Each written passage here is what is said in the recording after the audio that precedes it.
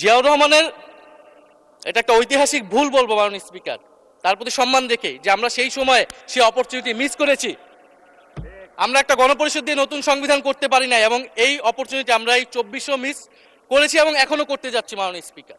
রাষ্ট্রপতির বক্তব্য আমি শুনিও নাই, পড়িও নাই, এবং সেই বক্তব্য দেওয়ার সুযোগ করে দেওয়াকে আমরা প্রত্যাখ্যান জানিয়েছিলাম।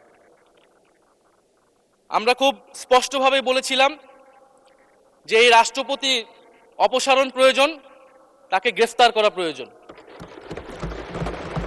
এই রাষ্ট্রপতির আর কোনো অধিকার নেই বঙ্গভবনে থাকার, এইখানে এসে বক্তব্য দেওয়ার। প্রেসিডেন্ট শাহাবুদ্দিন চুপ্পু তার কিছু কুকীর্তির কথা মাননীয় স্পিকার হাউসের সামনে তুলে ধরছি। তিনি দুদকের কমিশনার ছিলেন, তাকে দুদকের কমিশনারের করা হয়েছিল 3টি অ্যাসাইনমেন্ট দিয়ে। 1 নম্বর হচ্ছে খালেদা জিয়া এবং তারেক রহমানের বিরুদ্ধে দুর্নীতির অভিযোগের শাস্তি নিশ্চিত করা। 2 নম্বর পদ্মা সেতুর দুর্নীতির অভিযোগ থেকে আওয়ামী লীগকে ক্লিন শিট দেওয়া। 3 নম্বর ফখরুদ্দিন মঈনুদ্দিন সরকারের সময় শেখ হাসিনা সহ আওয়ামী লীগ নেতাদের বিরুদ্ধে হওয়া দুর্নীতির মামলাগুলোকে বাতিল করে দেওয়া। এমন একজন ব্যক্তিকে বিএনপি সরকার রাষ্ট্রপতি হিসেবে এখনো মেনে নিচ্ছে মাননীয় স্পিকার। আরেকটি ঘটনা বলি, 2009 সালে শেখ হাসিনার ক্যাঙ্গারু আদালতের নির্দেশে এই শাহাবুদ্দিন চুপ্পুর নেতৃত্বে 3 সদস্যের judicial inquiry commission on minority torture in 2001 করেছিল শেখ হাসিনার ক্যাঙ্গারু কোর্ট। এই প্রতিবেদন অনুসারে বিএনপির 26,000 বিএনপির নেতাকর্মীকে 2001 সালে ক্ষমতায় এসে কয়েক হাজার হিন্দুকে তারা হত্যা করেছে, এজন্য দায়ী করা হয়েছিল মাননীয় স্পিকার। এবং আওয়ামী লীগ এই রিপোর্ট দেশে বিদেশে এই রিপোর্ট ফেরি করে তারা নিজেদের এখানে ক্ষমতায় থাকাটাকে পাকাপোক্ত করেছিল। মাননীয় স্পিকার, এই রাষ্ট্রপতি চুপ্পু এস আলমের হাতে ইসলামী ব্যাংকে তুলে দেওয়ার কারিগর, 2 কোটি আমানতকারীকে পথে বসিয়েছিল। এবং জুলাই গণহত্যার সময় তার ভূমিকা, ফ্যাসিবাদের সাথে তার সংশ্লিষ্টতা সবকিছু আমরা জানি। আমাদের দুর্ভাগ্য, এই দুর্নীতিবাজ, অপদার্থ, মিথ্যুক, গণহত্যার দোসর এখনো বাংলাদেশের রাষ্ট্রপতি। একটা আলোচনা কয়েকবার এসেছে যে রাষ্ট্রপতির অধীনে কেন শপথ নিয়েছি আমরা বলতে এখানে ব্যক্তিগতভাবে আমার কথাই বলেছে, কারণ আমি এখানে শপথ নিয়েছিলাম। তো মাননীয় স্পিকার, সেই সময় প্রেক্ষাপট আর এখনকার প্রেক্ষাপট কি এক? জুলাই গণ অভ্যুত্থানের পরে 5ই আগস্টের পরে আমাদের সামনে 2টা অপশন ছিল। আমরা বলেছিলাম জাতীয় সরকার করতে হবে, সেই জাতীয় সরকারের প্রস্তাব বিএনপি নাকচ করে দিয়েছে। আমাদের সামনে আরেকটা অপশন ছিল ক্ষমতা আর্মির হাতে তুলে দেওয়া।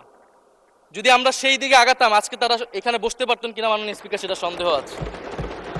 দেশের স্বার্থে, দেশের স্থিতিশীলতার স্বার্থে আমরা সেই সময় সরকারে গিয়েছিলাম। সময়ের সাথে সাথে দেখা দেয় নিত্য নতুন প্রয়োজন। রেডি থাকতে হয় প্রতি মুহূর্ত। তাই এলো ইনোভার, যেন আপনি লাইফে থাকেন রেডি প্রতিদিন। Innova, designed for now.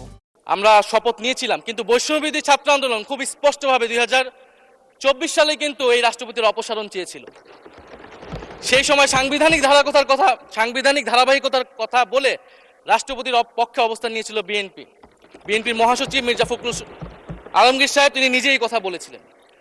ফলে এখন তো একটা নির্বাচিত সরকার মাননীয় স্পিকার, এখন তো চাইলেই বিএনপি রাষ্ট্রপতি পরিবর্তন করতে পারে সরকার, এবং আমরা বিশ্বাস করি বিএনপিতে সেই ধরনের যোগ্য আস্থাভাজন ব্যক্তি নিশ্চয়ই রয়েছেন।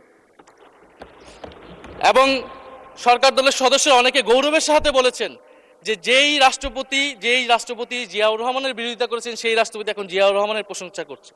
মাননীয় স্পিকার, গাধাকে দিয়ে আপনি হাল চাষ করিয়ে এটার মধ্যে কোনো বাহাদুরি নাই। এটা আপনাদের দেউলিয়ত্ব, সরকারের দেউলিয়ত্ব, যে সরকার এখনো রাষ্ট্রপতি পরিবর্তন করতে পারছে না। মাননীয় স্পিকার, এই অধিবেশনের পুরোটা সময় জুড়ে আমরা সংস্কার, গণভোট, জুলাই সনদ, 72-এর সংবিধান নিয়ে অনেক কথা বলেছি। এবং একটা বিষয় আমার কাছে খুবই অদ্ভুত লেগেছে, কিছু মাননীয় সংসদ সদস্য তারা 72-এর সংবিধানকে 71-এর সাথে মিলিয়েছে। মাননীয় স্পিকার, আমার জানা নেই আসলে তারা কোন বিবেচনা থেকে এটি মিলিয়েছেন। এটা তো সবসময় আওয়ামী লীগ মিলিয়েছে মাননীয় স্পিকার। তারা 72-এর সংবিধানকে 71-এর ফসল হিসেবে 71-এর চেতনার সাথে মিলিয়েছে। 72-এর মূলনীতিকে 71-এর মূলনীতি বলে 71-এর আদর্শ হিসেবে প্রচার করেছেন। আমরা তো সেটার বিরোধিতা করেছি মাননীয় স্পিকার সবসময়, এবং বিএনপির বহু নেতা এটার বিরোধিতা করেছে মাননীয় স্পিকার। 72-এর সংবিধানের ক্রিটিসিজম, সমালোচনা 72 সাল থেকেই বাংলাদেশে শুরু হয়েছিল। গত 16 বছর এই সমালোচনা তৈরি হয়েছিল। 72-এর সংবিধানের সমালোচনা মোটা দাগে তিনটি। প্রথমত, এই সংবিধান স্বাধীন বাংলাদেশের নির্বাচিত প্রতিনিধিরা প্রণয়ন করে নাই। আমি সরকারি দলের মাননীয় সংসদ সদস্য ব্যারিস্টার নওশাদ জমির সাহেবের সাথে ওনার সাথে আমি সহমত পোষণ করে বলতে চাই, একটা স্বাধীন দেশের শাসনতন্ত্র রচনা করার অধিকার সুযোগ সেই দেশের নির্বাচিত প্রতিনিধিদের হওয়া উচিত। ৭২-এর সংবিধান রচনা করেছিল যারা ৭০-এর নির্বাচনে আইয়ুব খানের এলএফের অধীনে যারা নির্বাচিত হয়েছিল পাকিস্তানের শাসনতন্ত্র রচনা করার জন্য, মাননীয় স্পিকার। দ্বিতীয়ত,